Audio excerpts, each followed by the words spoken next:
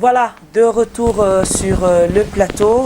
Voilà, on a Larry Stéphane Nguemi avec qui nous allons parler, échanger sur un sujet qui touche beaucoup de femmes aujourd'hui. Le sujet qui touche beaucoup de femmes, on parle des fibromes, bien sûr.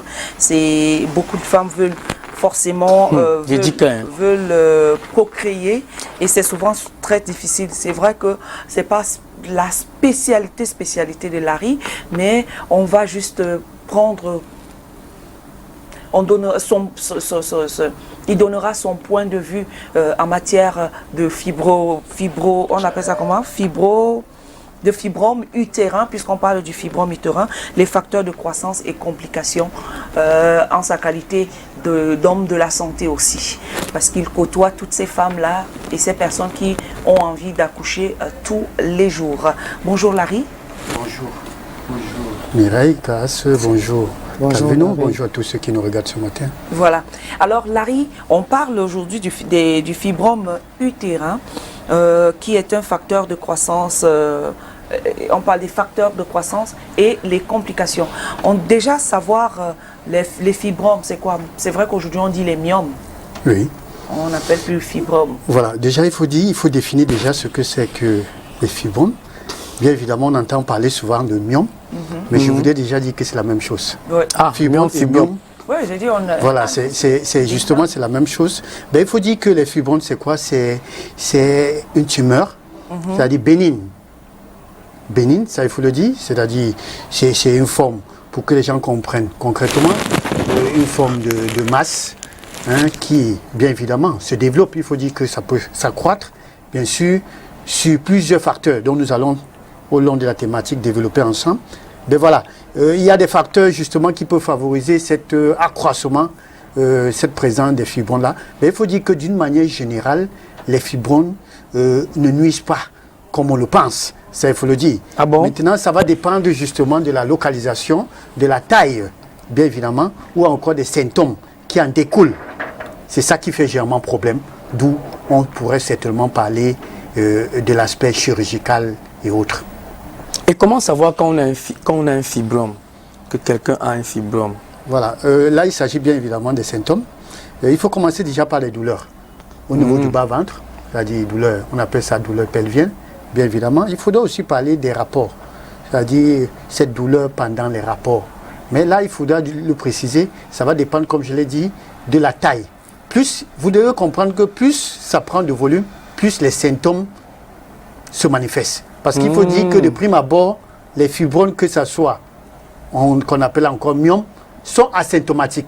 70% des femmes développent les fibromes sans toutefois le savoir. C'est lors d'une consultation de routine qu'on les dit après, à l'imagerie, qu'on les dit, mais madame, est-ce que vous savez que vous avez les fibromes? Ou encore, pour ceux qui vont faire des visites, la visite prénatale, pendant l'échographie, qu'on justement découvre, elles sont enceintes et en même temps, elles possèdent un fibrome.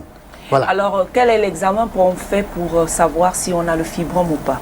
Voilà, il s'agit bien évidemment de l'échographie abdo-pelvienne, mais beaucoup plus pelvienne.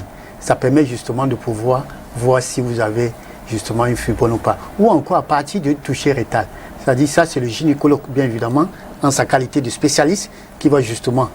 Mais il faudra bien qu'il le confirme par l'imagerie. Voilà pourquoi on fait l'échographie pelvienne. Voilà. Justement, parlant d'imagerie, j'aimerais bien voir à quoi ressemble un fibrome. Si Eric Ngano pouvait même nous télécharger ça, nous montrer. Mais je voudrais savoir aussi, qu'est-ce qui cause les fibromes? Voilà. Pour les causes, il faut dire que jusqu'ici, les causes sont méconnues. Mais néanmoins, on parle des facteurs qui favoriseraient. Les causes sont méconnues. Certaines recherches, d'après des recherches, on dirait qu'il y a la paroi utérine. C'est-à-dire, une partie de cette paroi utérine va justement se multiplier, va justement, sur l'influence facteurs hormonaux, justement, doit justement se multiplier, se proliférer et commencer à se développer, d'où on parle des fibromes. Sur l'impulsion de ce qu'on appellerait un taux excessif de progestérone et oestrogène. Donc ces hormones-là favorisent justement ce phénomène de myome et les fibromes. Et les facteurs alors Maintenant les facteurs de risque justement, il y a d'abord la carence en vitamine D, ça il faut le dire. La vitamine D, notamment, on trouve ça dans du poisson. Hein, voilà. Il y a également cette puberté précoce, qui est un facteur de risque. C'est-à-dire... puberté précoce. C'est-à-dire, il y a des jeunes filles, bien évidemment, qui, à partir de 11 ans, ça il faut le dire, qui découvrent déjà, qui commencent déjà à avoir les premiers menstrués. Voilà. Donc, il y a également le facteur surcharge pondérale et obésité, qui font partie des facteurs de risque également, qui permettent... Il y a également les contraceptifs hormonaux, sur prescription, notamment qu'on prescrit à certaines femmes qui ont des problèmes de fertilité et tout là, et sur l'infusion justement de ces médicaments-là, ils peuvent également être sujets au myome ou au fibrome, bien évidemment. Voilà quelques facteurs justement qui favorisent cela. Et ça, j'ai parlé, je ne voudrais pas oublier ce qu'on appelle la malbouffe, bien évidemment. Donc ça veut dire que une femme qui prend par exemple des hormones peut être sujet de fibrome. Oui, bien sûr. Ça peut lui causer des fibromes. Oui, bien sûr, comme facteur de risque, favorisant bien évidemment. Ça peut bien causer, bien évidemment. J'ai une grande sœur qui a eu plus de 2 fois. Hein. Je ne sais pas si vous appelez ça une fausse grossesse. Oui. C'est-à-dire, quand elle restait, et puis à un moment, le ventre gonfle, ça gonfle, ça gonfle. Dans la famille, on s'est dit que non, elle enseigne. Elle-même se disait qu'elle enseigne. Après, plus tard, on a découvert que ce n'était rien. Oui. Bon, ma question, c'est, est-ce que le fibrome fait gonfler le ventre? Est-ce qu'on doit nécessairement l'opérer pour que ça guérisse les fibromes? Ouais, la question, elle est pertinente. Mais il faut déjà dire que d'emblée, les fibromes font justement grossir le ventre. Ça, il faut le savoir. Je l'ai dit à l'entrée en jeu, ça va dépendre de la position. La position, je voudrais dire quoi? Il faudra comprendre qu'il y a 3 localisations. Utérus dans l'utérus, à la surface et au niveau de la membrane, oui, à l'intérieur de la membrane. C'est ces 3 localisations. Maintenant, quand c'est à l'intérieur, c'est-à-dire de l'utérus, vous comprenez que ça fait gonfler l'utérus. Et l'utérus, d'emblée, c'est là où l'enfant doit se développer, ça vous le savez. Alors, du coup, si c'est à l'intérieur de l'utérus, c'est tout à fait normal que le ventre... Ou alors même au-dessus de l'utérus. Voilà, c'est tout à fait normal que ça va compresser les organes, c'est-à-dire l'abdomen va gonfler. D'où on pourra penser justement que cette femme-là, elle est enceinte. Parce qu'il faut dire que les fibromes peuvent se développer jusqu'à la tête, c'est-à-dire d'une papaye ou bien d'une pastèque. Jusqu'à fermer l'utérus. Oui, ça dépend de l'emplacement. Ça dépend de l'emplacement. Je dis encore, ça dépend de l'emplacement. C'est-à-dire ça grossit là comme la balle d'une basket ou bien une balle. Et là, l'abdomen, justement, ça gonfle en ce moment. Maintenant, en ce qui concerne, est-ce que forcément il faut l'opérer? Moi, je dis oui et je dis non. Non. Quand vous n'avez pas de symptômes, vous n'avez pas de saignement, vous n'avez pas de douleur pelvienne, aucun moment, vous ne devrez courir des risques. Ça, il faut le dire sincèrement, parce que d'emblée, il y a certains, ça je veux le décrier, parce que j'en ai connu, justement, une cousine qui avait des fibromes et en réalité qui ne causait pas. À chaque fois qu'elle a été enceinte, elle a accouché. Ça, il faut le dire. Maintenant, la seule chose, je veux dire, que le médecin aurait pu dire, c'était que, madame, gardez votre mal en patience, plus vous prenez de l'âge, plus vous allez entrer dans la ménopause et la chose va se décalcifier. Ça veut dire que ça va justement mourir. Alors, il a plutôt dit, non, préparez-vous à l'opération et tout. Il a fallu justement plusieurs avis pour qu'on comprenne, pour que cette dernière soit rassurée.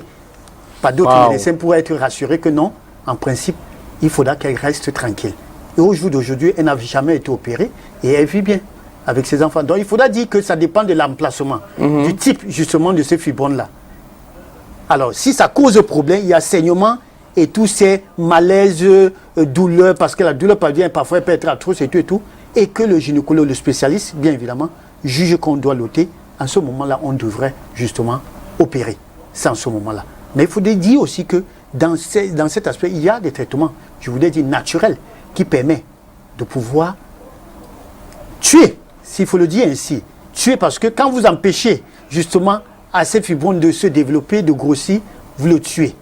Vous allez l'empêcher de pouvoir se nourrir et il va mourir, oui, bien évidemment. Il y a des personnes aussi, quand on ne peut pas opérer, parce que, en fait, qu'ils choisissent, puisqu'on vous dit les risques. Les risques, bien sûr, parce qu'on surtout peut... quand il est au niveau de l'utérus. Parce qu'on peut aller jusqu'à ôter l'utérus. Voilà, bien évidemment. Oui. Et quand on vous ôte l'utérus, ça veut dire qu'on ne peut plus concevoir. Voilà pourquoi... On met de la conception, est-ce que ça peut tuer un être humain? Non. J'ai dit l'opération, Est-ce que ça peut...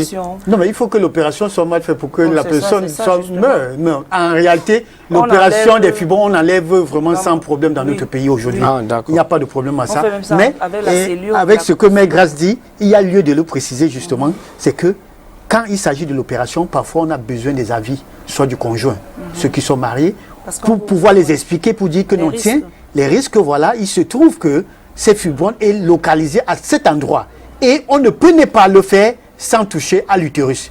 En ce moment-là, l'époux, ça également, j'ai vécu une scène où l'époux a donné son avis, y compris la femme a dit, mais puisque nous avons les enfants, ça ne sert plus à rien. Autant mieux l'ôter, parce qu'il faut dire que la taille était vraiment... Et non seulement la taille, elle avait 3. Ah, oui, on peut avoir plusieurs. Ça, il faut déjà le savoir. Ça repousse. On peut avoir plusieurs. Alors, et ils ont accepté qu'on puisse l'ôter, d'où on a dégagé jusqu'à l'utérus. Oui, aujourd'hui, la femme est sans problème. Oui, quand on dégage... Ça peut plus pousser. Non, à ce moment-là, voilà, et déjà que l'âge même de la femme de cette dernière, elle est déjà dans la ménopause. Parce qu'il faut dire qu'en ce moment-là, la production des hormones, il n'y est pas. Et c'est les hormones qui nourrissent, parce qu'il faut le dire ainsi. Ce sont ces hormones-là, l'oestrogène, progestérone, qui nourrissent les fibromes. Moi, j'ai vu des fibromes. Ça, c'est le carburant. Moi, j'ai vu des fibromes de 12 kilos. Hein. Oui, bien sûr, il y en a. Moi, j'ai vu la taille d'un... Certains dépassent même la taille d'un bébé. D'un bébé, oui. Voilà. 12 kilos. Il faut le dire. J'ai vu. Waouh. J'avais une question à poser là, mais je pense que vous avez commencé par répondre ça partiellement. Ma question c'était, est-ce que le fibrome peut empêcher qu'une femme conçoive? Maintenant, s'il arrive même qu'une femme conçoive le fibrome, est-ce que ça peut empêcher l'évolution de la grossesse du fœtus? Bon, déjà, d'une manière générale, le fibrome vraiment n'est pas un obstacle dans la grossesse. Il faut le dire d'une manière générale. Mais nous avons des rares cas où, justement, les fibromes vont aller au niveau des trompes. Stopper l'évolution. Ça va, justement, et là, ça va en partie. Là, ce problème, ça, c'est des rares cas. Ça, il faut le dire sincèrement. Parce que la forme typique qui existe beaucoup plus, c'est sous-sureux. C'est ça qui est beaucoup plus, c'est-à-dire à la surface. Ça, c'est différent. Mais maintenant, cette forme-là, qu'on dit intra, c'est-à-dire submuqueux, qui existe justement, et c'est des rares cas. D'où ça peut justement être une conséquence. Non seulement à la conception, ça veut dire vous allez avoir plus de temps parce que ça va créer ce qu'on appelle un trouble de fertilité. De deux, maintenant, si la femme elle-même, elle est déjà enceinte, il faut dire ce que ça peut causer, comme une fausse couche chez certains, comme ça peut également causer ce qu'on appelle les prématurés. Vous pouvez faire un enfant qui n'est pas à terme parce que l'enfant veut à tout prix sortir parce qu'il se sent gêné. Il se sent gêné. Autre chose, c'est que la femme, pendant l'accouchement, peut perdre exagérément du sang. Pendant l'accouchement. Voilà les choses qui peuvent survenir pour ces femmes-là qui sont enceintes. Justement, il y a un lien avec l'hypertension artérielle. Ça, il faut le dire. Alors, donc, pour ces femmes-là qui sont sujets, justement, aux fibromes et qu'elles sont enceintes, voilà les risques beaucoup plus pour le bébé. Ça, il faut le dire. Maintenant, pour la femme, c'est vrai qu'elle est minime. Avec si elle est sujet à l'hypertension, c'est très dangereux. Voilà. Moi, j'en connais, je connais quelqu'un qui est même déjà à sa deuxième grossesse, toujours avec le fibrome. Hein. Mais voilà. Mais elle a la chance, elle a la chance que le fibrome n'est pas sur l'utérus. Oui. Le fibrome est n'est pas très... interstitielle. Oui. Il y a la forme interstitielle. Ouais. Là, il n'y a pas de problème. Et elle conçoit, elle est déjà son troisième, elle est même enceinte là actuellement pour son 5e enfant. Ben voilà. Donc, il faut dire que voilà pourquoi je voulais interpeller justement les femmes qui nous suivent, aussi les hommes bien évidemment, qu'à l'issue, après un examen clinique ou bien à l'issue d'une consultation, qu'on dise que voilà, vous avez des fibromes, parce qu'il faut dire que c'est un problème de santé majeur pour la femme aujourd'hui. Ça stresse, c'est pas évident. Vous savez, quand vous avez la présence d'un corps étranger, parce que c'est un corps étranger, dans l'organisme, ça met mal à l'aise. Ça crée parfois des fatigues, ça a des symptômes vraiment bizarres, ça il faut le dire. Et aussi parce que ça impacte sur la sexualité de la femme. Vous comprenez un peu. D'où parfois elle stresse pour cela. Et donc, je voulais les interpeller ce matin, ce n'est pas une fatalité. Il faut comprendre que, contrairement, parce que vous avez parlé justement de la différence avec les kystes et tout ça là, la femme ménopausée peut développer des kystes ovariens. contrairement aux fibromes. Une fois que vous êtes ménopausé, en principe, les fibromes devront mourir. Ça, il faut le savoir. Parce qu'il n'y a plus d'hormones. Pour les nourrir. Pour les nourrir. Ce carburant-là. Donc, c'est ce qu'il faut comprendre. Donc, il y a l'âge à laquelle déjà, on n'a plus besoin de dire que madame, on va vous opérer, voilà, et tout et tout. Comme je l'ai dit, sauf si vous faites des hémorragies, des saignements, sauf si. Oui, parce qu'il y a souvent des saignements, on a des saignements entre les règles. Bien sûr. Bien ça sûr. perturbe Ça perturbe le cycle. Bien sûr, bien sûr. Est-ce qu'une femme qui n'a jamais accouché, une femme qui cherche l'enfant, n'a jamais eu, est-ce qu'on peut dire qu'elle va atteindre l'âge de la ménopause? Bien sûr. La ménopause, c'est la règle des règles. C'est un passage obligé. Bon, sauf si elle est Sarah dans la Bible. Non, mais... il y a une femme de 62 ans qui a accouché, qui a saigné jusqu'à ici comment on appelle le CREFAD, avec le professeur Kafrat à Yaoundé. La première dame est même allée porter ce bébé-là. Je crois. Wow. Elle avait 62 ans. Il y a des femmes qui ont leurs règles jusqu'à 70 ans. Hein. Wow. Ça dépend. Ça dépend. Ça, et celles qui ont jusqu'à 65 ans. Voilà. Généralement, même c'est 65 ans où ça. Voilà, que ça commence à stopper. Voilà, ça va dépendre. Larry, tout à l'heure, vous avez parlé de kystes. Parce que ces mots-là, les myomes, fibromes, c'est les mots que j'ai. C'est les gens qui font les docteurs machin partout dans la rue, là, avec les voitures, qui ont bourré ces mots-là dans mes oreilles. Donc, parce que j'entends fibrome, myome, kyste, je veux déjà savoir la différence. Bon, déjà, vous avez dit que les myomes, c'est les fibromes. Oui. Maintenant, kyste. Et je veux aussi savoir s'il y a différents types de fibromes. Oui, je l'ai dit déjà, myome égale fibrome. Ça, il faut le dire sincèrement. Maintenant, quand on parle de kystes ovariens, vous comprenez qu'il y a déjà la localisation. Ici, quand on parle de fibrome, l'organe, en chat ici, il s'agit de l'utérus. Pourtant, quand on parle de kystes ici, on ne trouverait jamais, on parle de kystes, bien évidemment, c'est vrai qu'il peut y avoir des kystes au niveau des reins, il peut y avoir des kystes au poumon, il peut y avoir des kystes mammaires, mais quand on parle de kystes, on parle beaucoup plus des kystes ovariens. Et les kystes, c'est-à-dire c'est des poches, c'est sous forme de sac qui contient bien évidemment des liquides. Ça peut contenir des liquides ou bien du pu, bien évidemment. Voilà la différence qui se situe. Et comme je l'ai dit, contrairement aux kystes ovariens et aux fibromes, c'est que la femme, même à la ménopause, peut développer des kystes.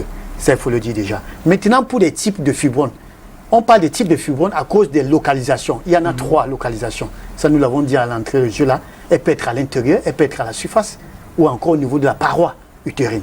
Bien évidemment, voilà les types. On dit sous-muqueux, sous-serreux et interstitiel. Bien évidemment. J'ai eu une amie à moi qui a eu des fibromes et on a même enlevé ces myomes-là, mais elle n'avait pas de douleur. Oui, bien sûr. Elle n'avait pas, et voilà, elle regarde même l'émission là.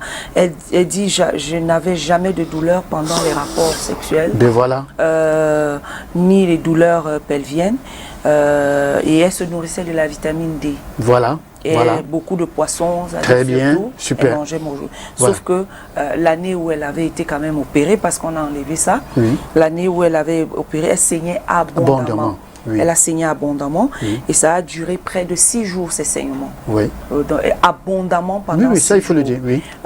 Et puis, et là, elle a fait beaucoup d'écho pour pouvoir pour se rassurer, pour concevoir, parce qu'elle cherchait même à concevoir. Okay. Et elle a, après cette opération-là, elle réussit à concevoir, mais au bout de 2 mois, ça part encore. Voilà. Donc, ça ne reste pas.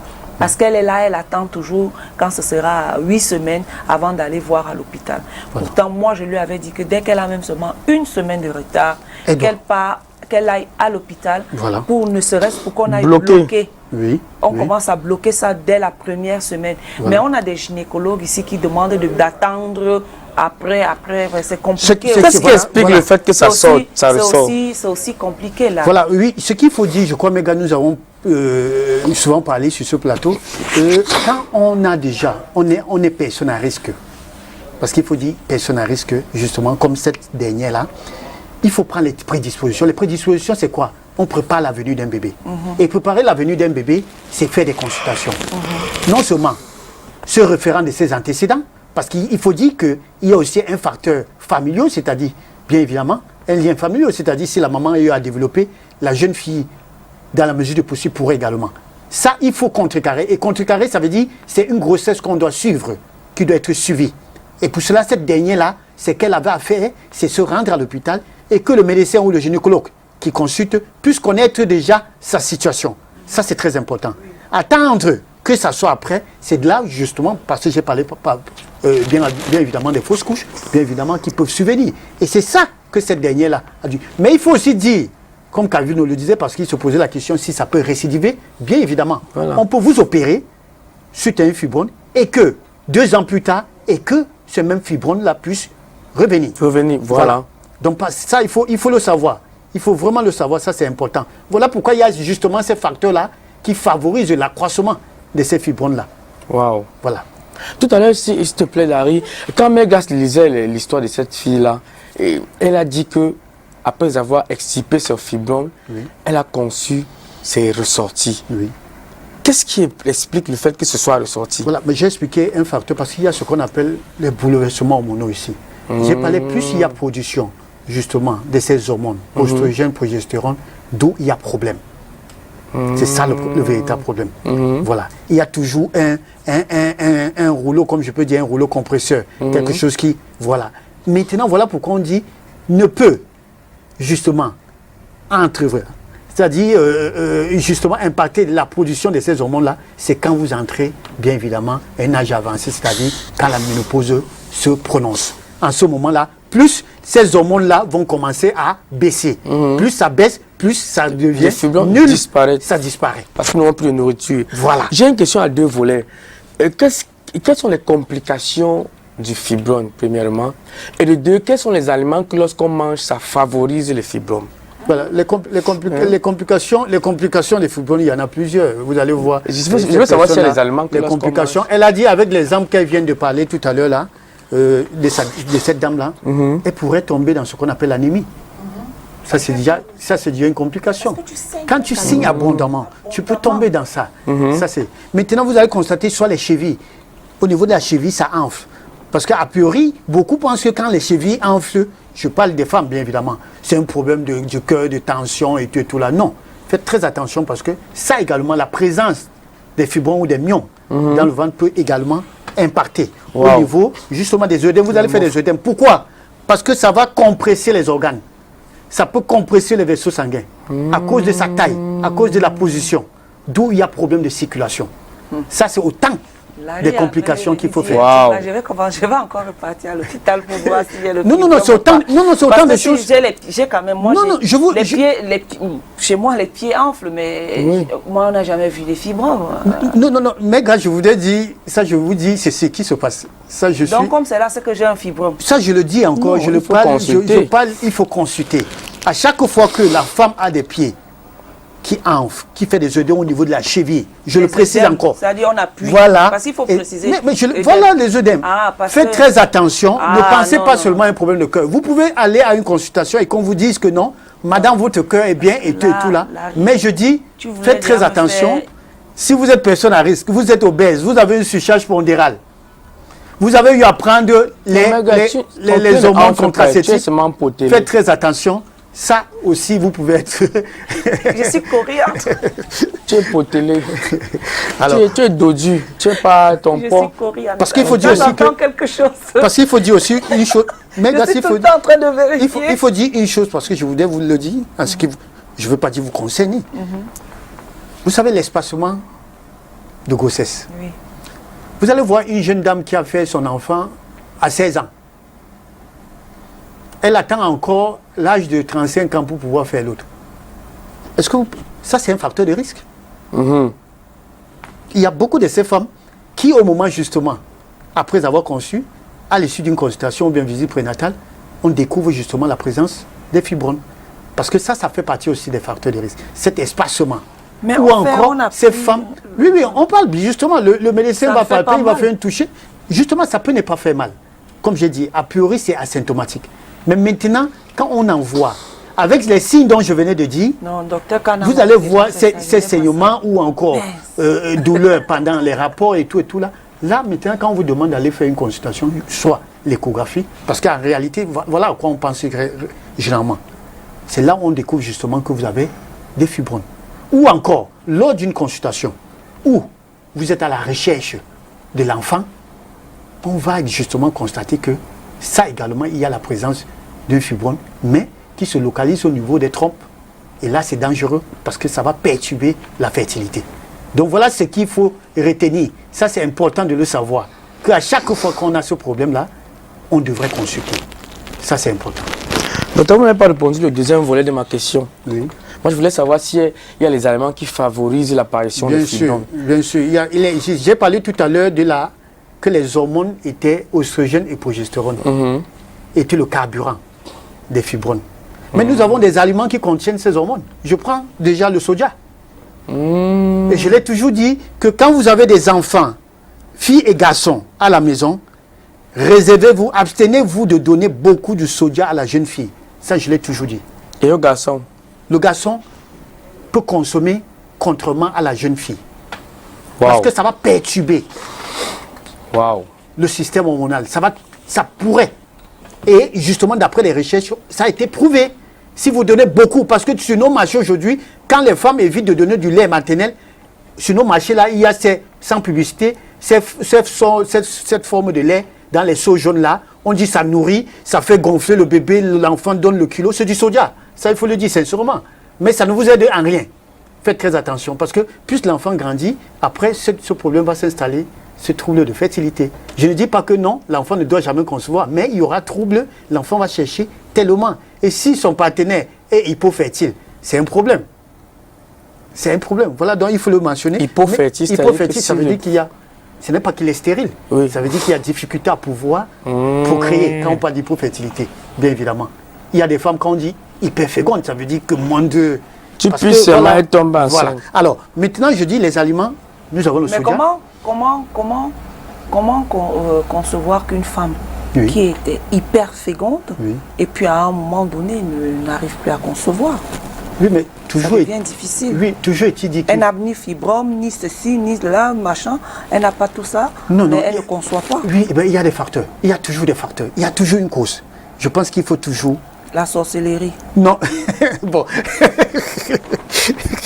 Mais gars, il n'y a pas que la sorcellerie. C'est vrai que ça existe. Nous sommes des Bantous. La sorcellerie existe. Mais je dis, je prends un exemple qui est un facteur stressant. Le stress perturbe la fertilité. Le stress perturbe la fertilité. Que ce soit chez l'homme, que ce soit chez la femme. Le stress là, ça fait du mal dans le monde. Hein. Voilà. Donc il y a toujours un facteur dit que la femme n'a pas de fibrome, n'a pas et qui est... Non, il y a... Et il y a l'âge également. Mais gars, vous savez que plus vous prenez de l'âge, plus également la fertilité, ça va décroître, ça vous le savez. S'il y a des femmes qui attendent 40 ans, 35 ou bien pour commencer à chercher l'enfant. Il y a des femmes qui ont des enfants à 45 ans. Je ne dis pas non, je n'ai pas dit non. Et ça les a même surpris, elles mettaient le stérilet. Ben voilà, vous avez bien parlé, ça les a même surpris. Parce qu'en règle, d'une manière générale, on sait que plus l'âge avance, plus le risque, c'est-à-dire les chances sont réduites, ça nous le savons. J'ai une de mes tantes qui a conçu à 44 ans, elle ne savait même pas qu'elle était enceinte. Ben voilà.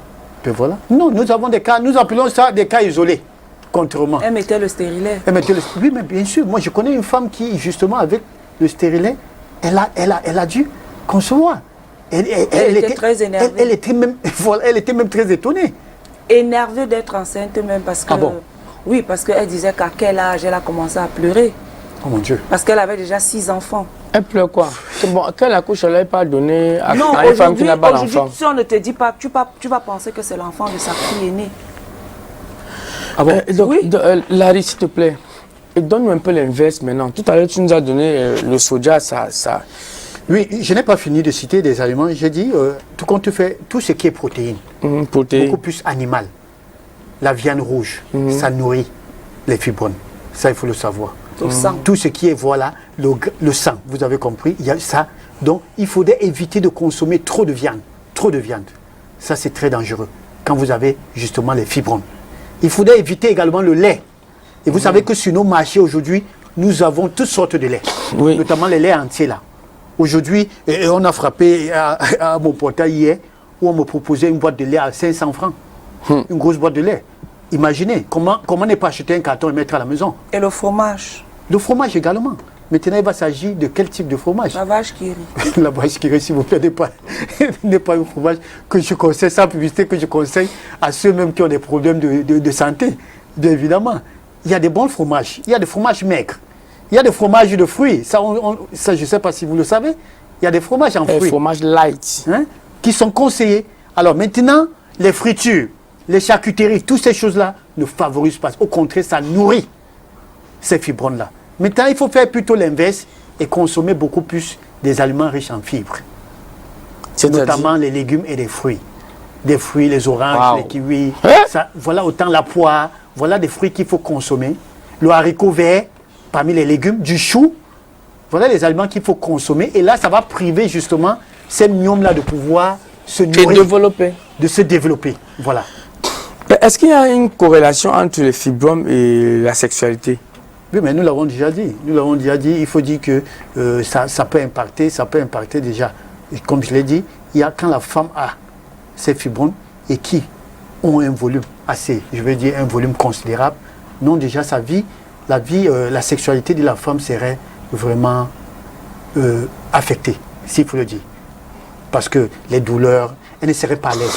Maintenant, il faut dire aussi que pour ceux qui ne le savent pas, les fibromes, notamment chez la femme, ça a également un impact sur la libido de la femme.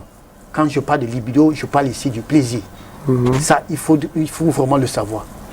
Parce que ça va perturber justement tout le processus. Quand on dit, quand il y a trouble hormonal, vous devez comprendre que c'est tout le corps qui est en branle. Tout le système. Donc c'est le type de femme que quand l'homme est sur elle, elle ne veut même pas, elle veut seulement qu'il quitte. Parce qu'elle ne ressent rien. Parce qu'elle ne ressent rien. Non seulement ça, elle est mal à l'aise. Il y a la présence d'une boule, si je peux appeler ça une boule, dans son ventre. Et tout. Il y a autant de choses qu'il faut comprendre. Et non seulement ça, sur d'autres plans, c'est que la présence des fibromes également favorise beaucoup plus les infections urinaires. Parce que ça peut aller compresser la vessie, ça peut aller compresser le rectum et les organes souffrent. Voilà pourquoi la présence également, vous voyez, le plancher pelvien chez la femme justement, ça va également non seulement fragiliser le muscle, c'est-à-dire le périnée, bien évidemment chez la femme. Autant de choses. Waouh. Parce que plus ça pèse, plus... Parce que vous sentez parfois ça pèse. Alors, si vous êtes personne à risque, ça veut dire que vous avez une surcharge. Ou vous êtes obèse et que vous avez la présence des fibromes au niveau. Ça, il faut dire à l'intérieur de l'utérus. Ça, c'est très dangereux pour vous. Ça, c'est très dangereux. Ah, Larry, cette histoire, beaucoup de femmes aujourd'hui veulent concevoir. Bon, maintenant, les aliments, tu viens de le dire, hein, donner les aliments qu'il faut prendre pour pouvoir empêcher l'évolution. Riche en fibres. Et surtout des aliments qui peuvent aussi permettre aux femmes de pouvoir concevoir. Oui. Ben voilà, comme je l'ai dit, il faut consommer beaucoup plus de fibres, les aliments riches en fibres, les fruits, les légumes. Les fers aussi. Oui, bien en fer. On trouve beaucoup de fer dans nos légumes, ça il faut déjà le savoir. Des aliments. Vous avez entendu parler des fruits de mer, notamment les huîtres. Ça c'est bon. Les huîtres, ça c'est très bien. Que ce soit pour la femme, que ce soit pour l'homme, bien évidemment. Donc il faut beaucoup plus consommer ça.